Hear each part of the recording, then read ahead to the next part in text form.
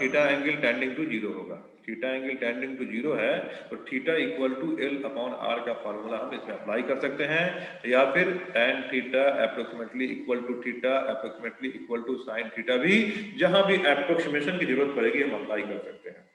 तो theta equal to L upon R, suppose कर लो इसकी डिस्टेंस यहां से कितनी है, ये एज है, एज से इसकी डिस्टेंस xn है, एज से इसकी डिस्टेंस कितनी है, xn है, और ये जो nth है, nth ब्राइट या डार्क फ्रिंज है, ऐसा हम सपोज कर लेते हैं। क्लियर है ये? ठीक है ये?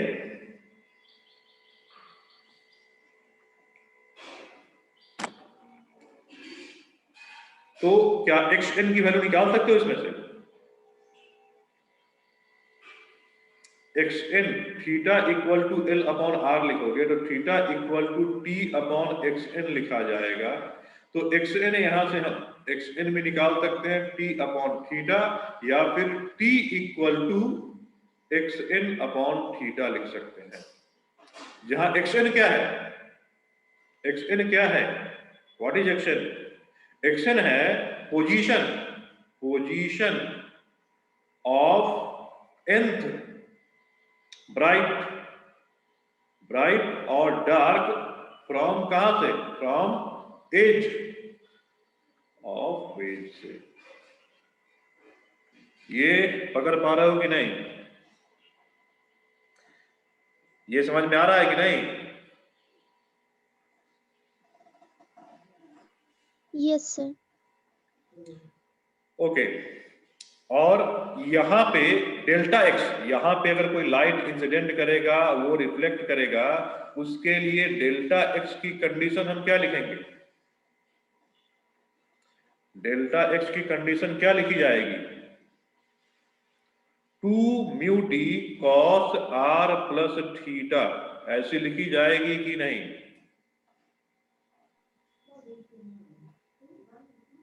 Yes sir. 2 mu T theta minus lambda by 2, ये लिखी जाएगी।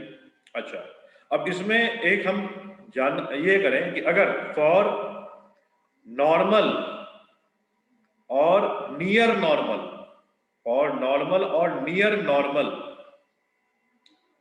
इंसिडेंस क्या होगा? फॉर नॉर्मल और near normal incidence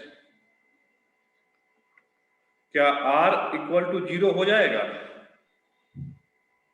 yes sir. तो उस केस में ये delta x equal to 2 mu T cos theta minus lambda by 2 होगा। ये ले सकते हैं कि नहीं? Yes sir. एंड क्योंकि थीटा टेंडिंग टू 0 है, थीटा काफी कम है, टेंडिंग टू 0, तो एक अगर हम अनदर एप्रोक्सीमेशन लगाए कि theta as theta tending to 0, तो कॉस थीटा कितना हो जाएगा? थीटा के इक्वल कॉस थीटा तो साइन थीटा 1 1 के इक्वल है ना, टेंडिंग टू 1 हो जाएगा। तो इस डेल एक्स को approximately 2 mu t minus lambda by 2 भी लिख सकते हैं। मतलब अगर तुम अपने लेवल की बात करोगे, मतलब मेंस की बात करोगे या नेट की बात करोगे, उसमें अगर आए तो यही फॉर्मूला इस्तेमाल करना बाय डिफॉल्ट में यही। अलग से अगर बोला जाएगा, जो कि आज तक बोला नहीं गया ना बोला जाएगा कि नियर नॉर्मल नहीं है और थीटा को हम निगलेक्ट नहीं कर सकते हैं, तो वो ऐसे क्वेश्चन एडवांस में आ सकते हैं। ये सब क्वेश्चन एडवांस के लिए हो सकता है। अगर नीट में इस टॉपिक पे क्वेश्चन आता है या मेंस में आता है, उसमें तुम डेल्टा एक्स रिफ्लेक्शन के लिए यही फॉर्मूला इस्तेमाल करोगे, 2 mu t minus lambda by 2। Clear है ये? Yes sir. ठीक है। अब इसमें अगर कंस्ट्रक्टिव इंटरफेरेंस होता है, इसमें अगर कंस्ट्रक्टिव, देखो इसमें अगर कंस्ट्रक्टिव इंटरफेरेंस होता है, फॉर कंस्ट्रक्टिव इंटरफेरेंस तो डेल्टा एक्स की वैल्यू एन लैम्डा हो जाएगी, and for destructive interference delta x की वैल्यू कितनी, 2n plus minus 1 lambda by 2 हो जाएगी। अब डेल्टा एक्स की वैल्यू कितनी आई है, तो वो आई है 2 म्यू टी माइनस लैम्डा। अब इसमें यहाँ पे डालोगे तो ये 2 mu t minus lambda by 2 equal to n lambda आ गया। तो यहाँ से 2 mu t equal to 2n minus 1 lambda by 2 हो जाएगा। और इसको जब सॉल्व करोगे तो यहाँ से 2 mu t equal to n lambda by 2 आ जाएगा। डिस्ट्रक्टिव के लिए। ये चीज ठीक है कि नहीं? कंस्ट्रक्टिव के लिए बनेगा ये 2μt +1 होगा ना कहाँ पे? ऊपर। प्लस माइनस दोनों चलेगा, दोनों डाल दो ना। देखो यहाँ पे ऑलरेडी हम पहले बता चुके हैं कि ये माइनस बाई कन्वेंशन लिया जाता है, क्योंकि लैम्डा बाई 2 का भी पाथ डिफरेंस होगा, उस पे भी हम लिख सकते हैं फेज इतना, और माइनस लैम्डा बाई 2 पे भी फेज हम इतना लिख सकते हैं। तो इसमें प्लस माइनस दोनों लिख सकते हो, प्लस माइनस दोनों लिख सकते हो, तो ये नहीं है। ये क्लियर है? और इसमें ये वैल्यू आ जाएगी, डिस्ट्रक्टिव के लिए वैल्यू आ जाएगी। तो ये थ्रू आउट होगा, मतलब ये काम थ्रू आउट होगा, या इस पॉइंट पे इंसिडेंट हो रहा है उस पॉइंट पे ही केवल होगा। जहां पे थिकनेस टी होगा वहीं पे होगा, अलग थिकनेस पे फिर ये वैल्यू अलग हो जाएगी। ये चीज क्लियर है कि नहीं है? जैसे यहाँ की थिकनेस T1 तो यहाँ पे तुम T1 लिखोगे, यहाँ की थिकनेस T2 तो यहाँ पे डेल्टा x की वैल्यू कितना 2μt2 माइनस लैम्डा बाई 2 होगा। ये चीज समझ पा रहे हो? यस ओके अच्छा, इसमें हम t की वैल्यू, अगर ये थीटा है और उसकी पोजीशन xn है, किसकी पोजीशन? जो हम nth कंस्ट्रक्टिव nth ब्राइट या nth डार्क में वेज से t की पोजीशन अगर हम xn बोल रहे हैं, तो वहां पे t की वैल्यू कितनी हो जाएगी? xn इंटू थीटा होगी कि नहीं होगी? Yes sir. अब इसमें तुम एक चीज डालोगे, t की वैल्यू इसमें xn इंटू थीटा डालोगे तो ये कितना आएगा? t की वैल्यू xn इंटू थीटा डालोगे तो कितना आएगा? ये 2μ xn into theta equal to 2 plus minus 1 lambda by 2, और यहां से xn की वैल्यू कितनी आ जाएगी? 2n plus minus 1 lambda by 4μ theta. ये आएगा या नहीं आएगा?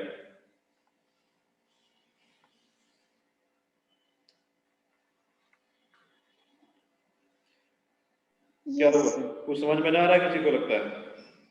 यस सर, आ गया। ये xn क्या है? तो ये xn जो है, ये xn, ये जो पहला वाला ये जो हम nth डार्क लिए हैं, nth डार्क या nth ब्राइट, उसकी क्या है? पोजीशन है। तो यहाँ हम कंस्ट्रक्टिव वाले में डाले हैं, ये हम कंस्ट्रक्टिव वाले में डाले हैं, तो ये एज से उसकी पोजीशन होगी कि नहीं होगी? एज से उसकी पोजीशन होगी। इसके बाद वाला जो ब्राइट होगा, उसके बाद वाला ब्राइट, इसकी पोजीशन xn प्लस 1 होगी कि नहीं होगी? इसके बाद Yes, वाला sir. जो ब्राइट होगा उसकी पोजीशन xn प्लस 1 हो जाएगी, और इन्हीं दोनों के बीच का जो डिफरेंस होगा वो फ्रिंज विड्थ होगा कि नहीं होगा? Yes, sir. तो इसमें फ्रिंज विड्थ क्या लिखोगे?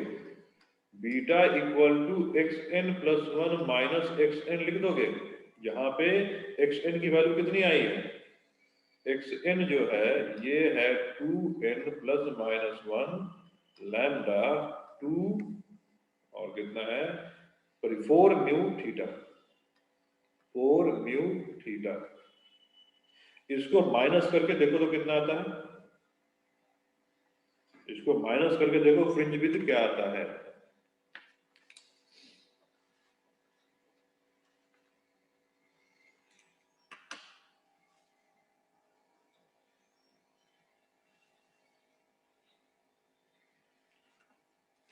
होगा माइनस कि नहीं?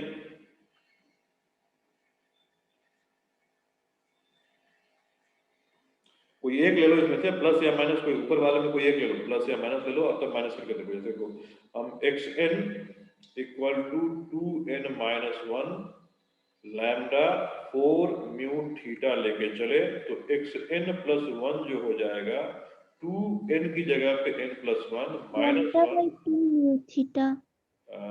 कितना आ गया? Lambda by 2 mu theta. n भी होगा, n lambda by 2 mu 2 theta, n lambda by 2 mu theta. इस तरीके से आएगा। नहीं नहीं, एन नहीं होगा, एन नहीं होगा, एन तो कट जाएगा। हाँ, एन नहीं होगा, ठीक है, सही सही बोले, सही बोले। ये हो जाएगा कितना, लैम्डा बाई 2 म्यू थीटा, या फिर कुछ कुछ किताबों में lambda by 2 mu tan theta भी लिख देते हैं, बीटा। अब देखो ये फ्रिंज विड्थ कांस्टेंट है कि वेरिएबल है? कांस्टेंट है। लैम्डा कांस्टेंट है, 2 कांस्टेंट है, म्यू कांस्टेंट है, और थीटा तो कांस्टेंट ही है ना, थीटा तो वेज एंगल है, तो हर एक के लिए वेज एंगल सेम होगा। तो इसमें फ्रिंज विड्थ क्या आ जाता है, कांस्टेंट लेंथ का आता है ना, फ्रिंज विड्थ जो है कांस्टेंट आ जाता है। तो चाहे हम ब्राइट के लिए भी निकाल लेंगे और डार्क के लिए भी निकाल लेंगे, फ्रिंज विड्थ कांस्टेंट का आता है। तो पैटर्न जो यहाँ बनेगा, ये जो पैटर्न यहाँ बनेगा, यहाँ पे फ्रिंज विड्थ जो होगा वो कांस्टेंट लेंथ का हो जाएगा। आया समझ में? Yes sir. तो एक ये था थिन फिल्म इंटरफेरेंस का पार्ट।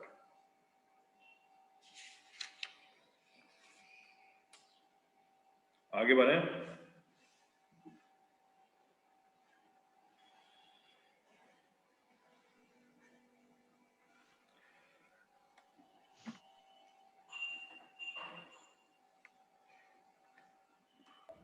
यस सर, हो गया। सर वो कंस्ट्रक्टिव और डिस्ट्रक्टिव वाला पेज लिखना है। कंस्ट्रक्टिव डिस्ट्रक्टिव ये है। Yes sir.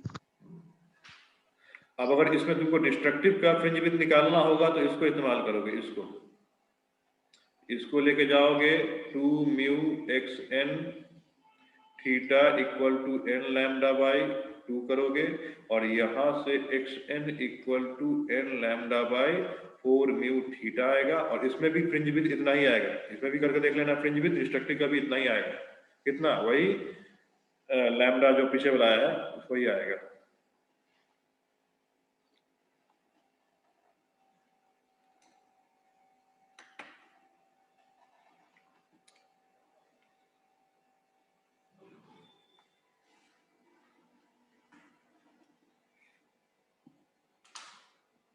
हटाए। Yes sir. अच्छा, अगर ये वेज जो होता 2D बना रहे हैं, वेज मान लो इस तरीके से होता, ये सरफेस कर्व होता, ये सरफेस इस तरीके से कर्व होता, यहाँ भी थिकनेस क्या है, यहाँ की थिकनेस T1 है, यहाँ की थिकनेस T2 है। अब यहाँ जो फ्रिंज विड्थ बन रहा होता और यहाँ जो फ्रिंज विड्थ होता, वो दोनों में कौन ज्यादा और कौन कम होता? क्वेश्चन ये आया हुआ है कि मान लो यहाँ पे ये सरफेस 1 है, ये सरफेस 1 है, ये सरफेस 2 है, ये थिकनेस T1 है, ये थिकनेस T2 है, ठीक है। और इस तरह से कर्व तुमको दिया गया है ये। अब इसमें कर्व की इक्वेशन भी दे सकता है, पैराबोलिक या कुछ भी कर्व दे सकता है। तो जो यहाँ पे इंसिडेंट होके और यहाँ पे इंसिडेंट होके फ्रिंज बनेगा, है ना, ये मान लो यहाँ की बीटा 1 है और यहाँ बीटा 2 है, तो beta 1 equal to beta 2, beta 1 greater than beta 2, beta 1 smaller than beta 2, या फिर fourth option none of this. मतलब ये इंफॉर्मेशन जो है नहीं निकाला जा सकता, इंफॉर्मेशन सफिशिएंट नहीं।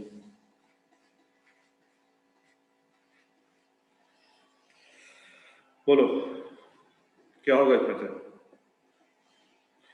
बीटा 1 सही है, अंजलि का सही है।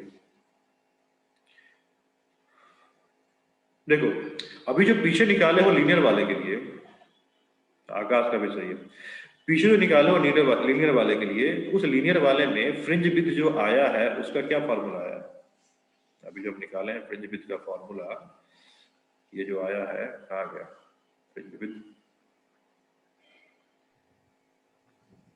Lambda by 2 mu theta. हाँ ये है ना, लैम्डा बाई 2 म्यू थीटा है ना ये। तो ये फ्रिंज विड्थ जो आया है ये लैम्डा बाई 2 म्यू थीटा। पहला वाला जो केस था, ये वाला जो केस था, इसमें थीटा हर जगह हर एक पॉइंट के लिए, यहाँ देखें तो यहाँ थीटा कितना था, यहाँ हर जगह थीटा क्या था, यहाँ पे अगर वो देखें ये जो वो टेंजेंट यहाँ पे ड्रॉ करेंगे तो थीटा क्या होगा, सेम होगा। लेकिन अगर यहाँ पे हम टेंजेंट ड्रॉ करेंगे, इस केस में अगर हम इस पॉइंट पे टेंजेंट ड्रॉ करें, देखो दो पॉइंट पे टेंजेंट ड्रॉ करते हैं, इस पॉइंट पे टेंजेंट ड्रॉ करें या फिर इस पॉइंट पे टेंजेंट ड्रॉ करें, दोनों के लिए थीटा क्या होगा, अलग अलग होगा। यहाँ की थीटा θ1 मान लेते हैं और यहाँ की थीटा θ2 मान लेते हैं, ठीक है। तो क्लियरली इसमें क्या है, θ1 स्मॉलर देन θ2 है, तो 1/θ1 ग्रेटर देन θ2 हो जाएगा। इसका मतलब लैम्डा 2 μ θ1 ग्रेटर देन लैम्डा 2 μ θ2 हो जाएगा और β1 ग्रेटर देन β2 हो जाएगा।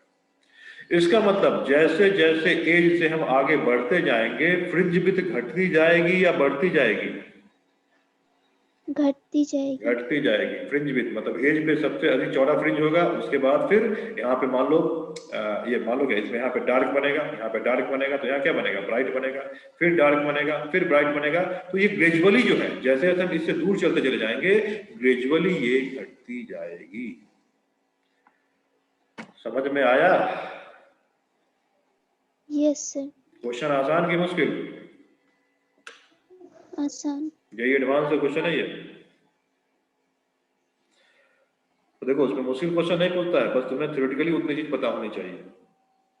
अगर ये सब ना पता होता, इंटरफेरेंस में इतना डीपली जाके हम काम नहीं करते, फिर ये क्वेश्चन पूछ देता और तुम भटकते रह जाते, कभी नहीं बनता ये कि क्या पूछ रहा है, कैसे हो रहा है, नहीं पता चलता इसमें। तो चलो ये समझ में आ गया। इसी के बेस पे एक और जो होता है इंटरफेरेंस, उसका नाम होता है न्यूटन रिंग। उसका नाम होता है न्यूटन्स रिंग। एक बार पीछे कर दीजिए ना।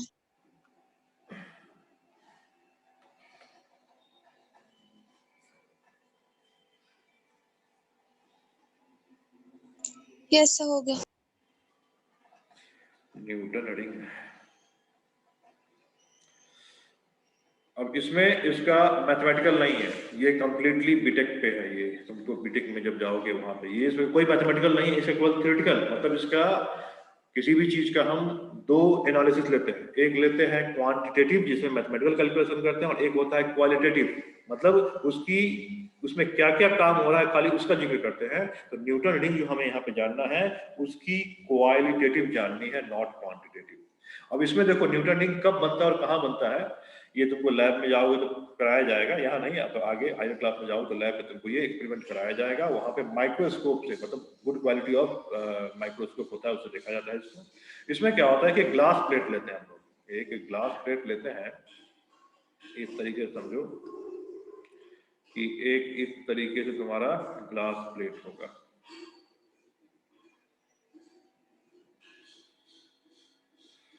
इस तरीके से ग्लास प्लेट होता है, और उस ग्लास प्लेट पे एक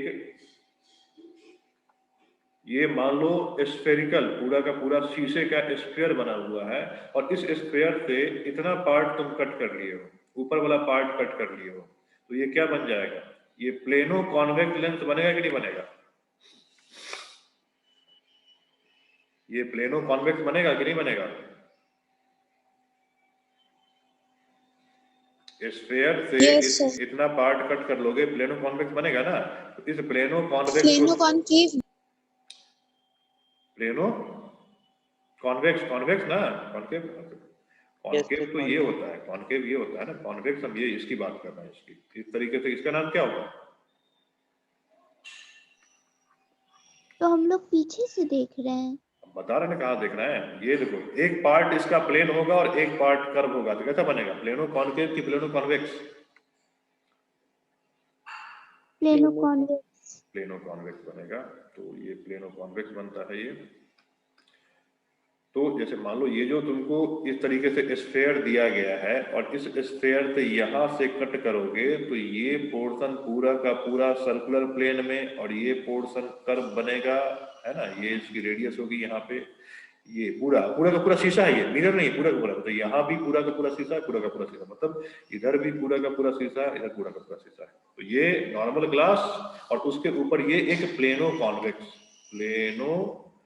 कॉन्वेक्स वेरी थिन लेंथ रखा हुआ है। क्लियर है ये कि नहीं? Yes sir. एक मिनट होल्ड करना।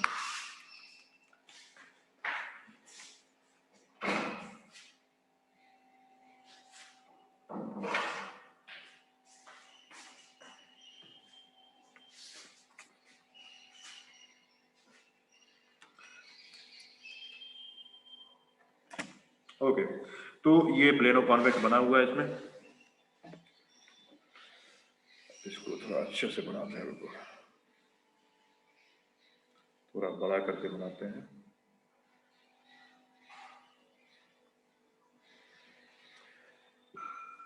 ये सपोज कर लो प्लेनो कॉन्वेक्स है इतना, और ये जो है ग्लास का ग्लास सरफेस हम थोड़ा बड़ा बना देते हैं। ये भी इस तरीके से बना हुआ है और ये दोनों ज्वाइनिंग एज है, और इस पे लाइट जो है इस तरीके से नॉर्मल या नियर नॉर्मल इंसिडेंट हो रहा है। ठीक है,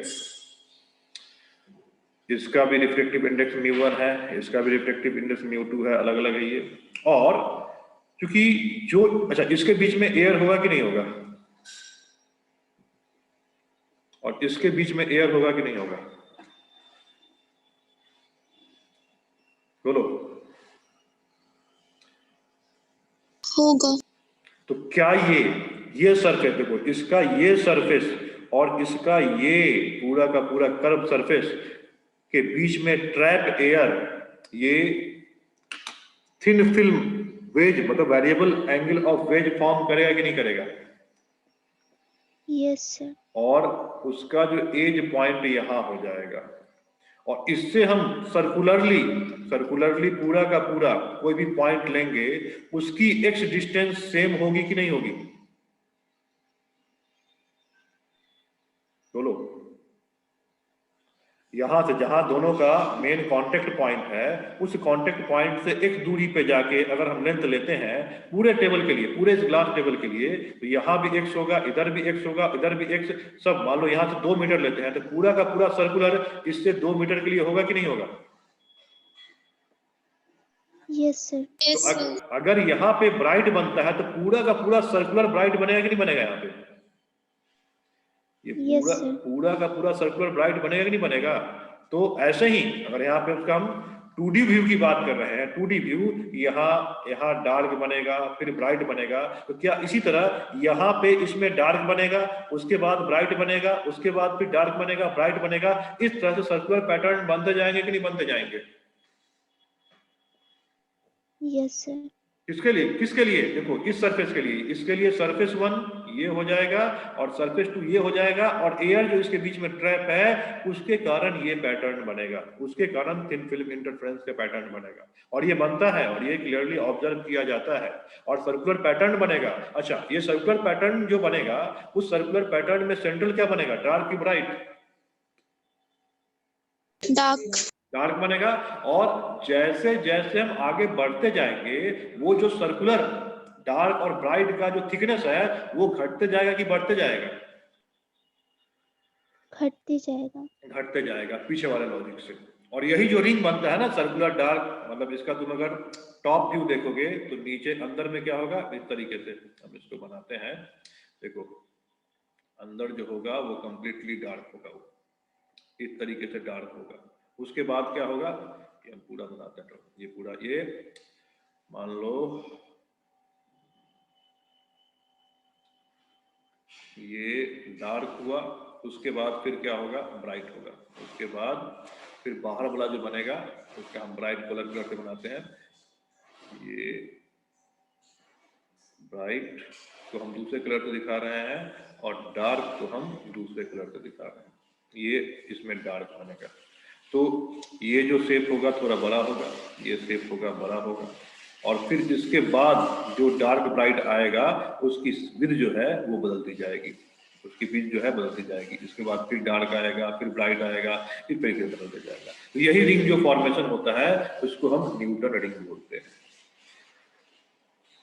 और ये किस शेप का होगा, सर्कुलर शेप का। किस केस में, हमने ऊपर क्या लिया हुआ है, ऊपर हमने स्फेरिकल, ये देखो ये किससे कट किया हुआ है, इसको हमने स्फेरिकल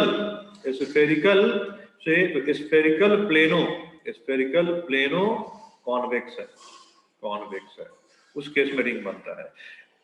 ये भी पूछा हुआ क्वेश्चन है, देखो आगे बता रहे हैं, ये भी पूछा हुआ क्वेश्चन है कि ग्लास प्लेट था और इस पे हमने क्या किया है, इस पे हमने अब एक सिलेंड्रिकल ऐसे करके एक सिलेंड्रिकल से कट करके हमने रख दिया है, एक सिलेंड्रिकल से कट करके हमने इस तरीके से, चलो एक सिलेंडर ऐसे बनाते हैं, इससे हमने कट करके रख दिया है ग्लास प्लेट पे। अब यहाँ जो बनेगा फ्रिंज कैसा बनेगा, सर्कुलर बनेगा कि कुछ और बनेगा, ऊपर से इस तरीके से है ये और लाइट ऐसे इंसिडेंट हो रही है, तो यहाँ फ्रिंज कैसा बनेगा, फ्रिंज पैटर्न कैसा बनेगा, सेमी सर्कुलर। नहीं, देखो यहाँ जब लोगे यहाँ से, तो यहाँ से x दूरी इधर और यहाँ से x दूरी इधर, या तो डार्क या ब्राइट सर्कल ही बनेगा ना।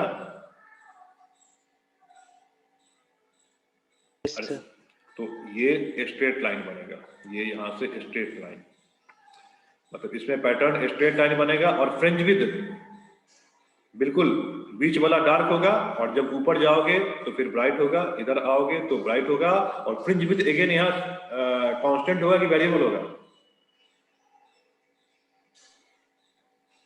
कांस्टेंट होगा। कांस्टेंट नहीं होगा, वेरिएबल होगा ना। अगर इसका फ्रंट व्यू देखोगे तो फ्रंट व्यू तुमको यही नजर आएगा ना, फ्रंट व्यू भी नजर आएगा कि नहीं आएगा। चलो फिर से समझो, मान लो इस तरीके से एक सिलेंड्रिकल ग्लास था, उस सिलेंड्रिकल ग्लास में से हम यहां से इसको कट कर दिए, इस तरीके से एक प्लेन से यहां से कट कर दिए, तो कट करने के बाद ये पोर्शन मेरे पास बच के आया,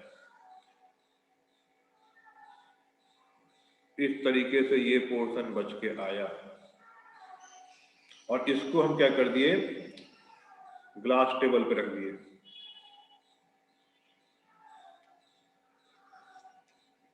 इसको हम इस तरीके से ग्लास टेबल पे रख दिए,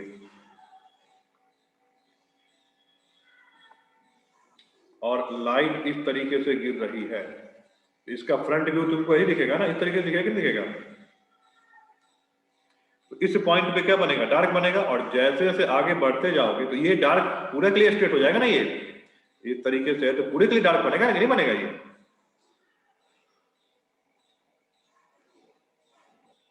क्या हुआ, नहीं समझ में आ रहा है।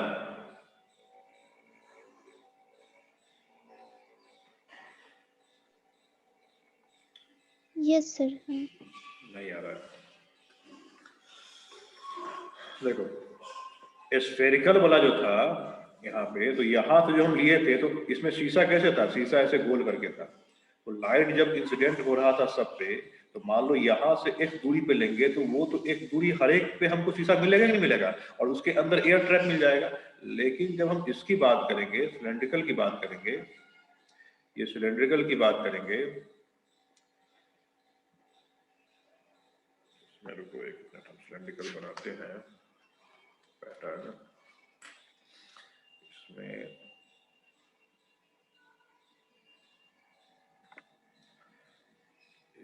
तरीके से सिलेंड्रिकल पैटर्न लिया जाए, ये हो गया ये टॉप और ये इसका बॉटम,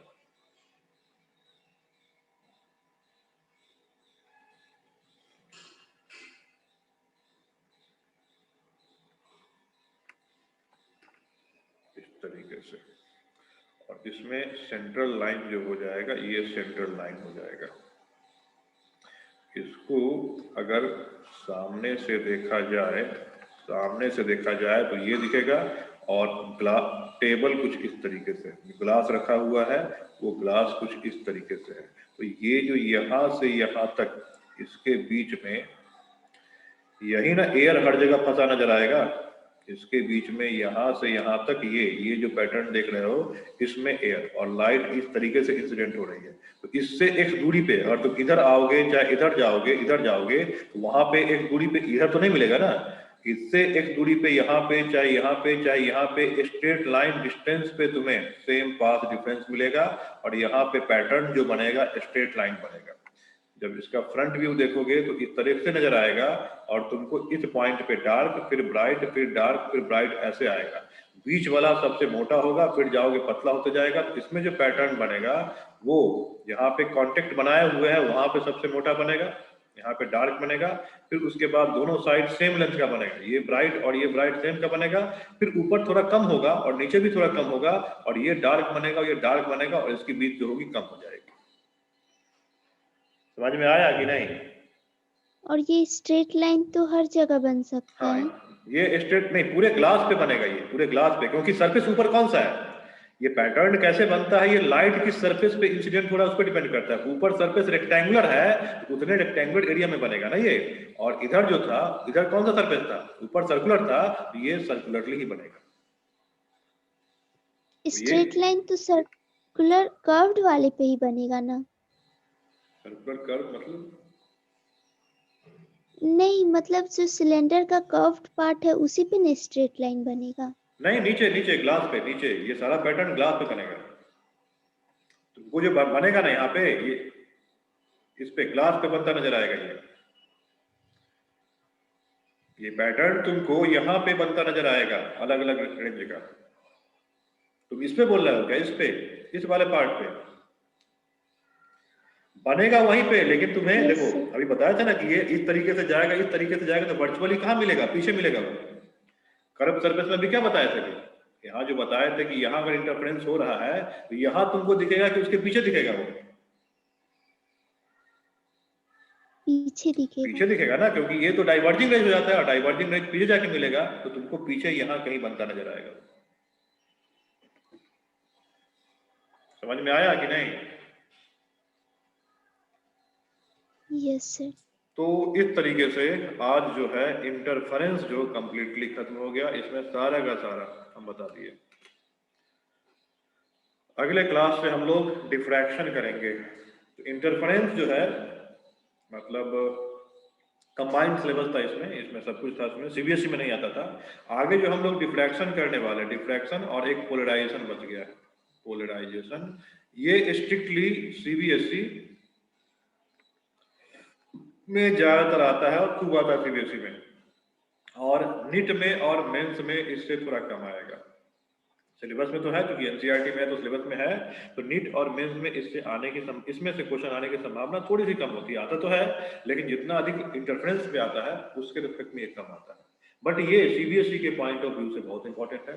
तो अगले क्लास में हम यही डिफ्रैक्शन एंड पहले डिफ्रैक्शन कराएंगे और फिर पोलराइजेशन कराएंगे और फिर वेव ऑप्टिक्स खत्म हो जाएगा। ठीक है, सर। ओके। तो आज यहीं तक, बाकी अगली क्लास में।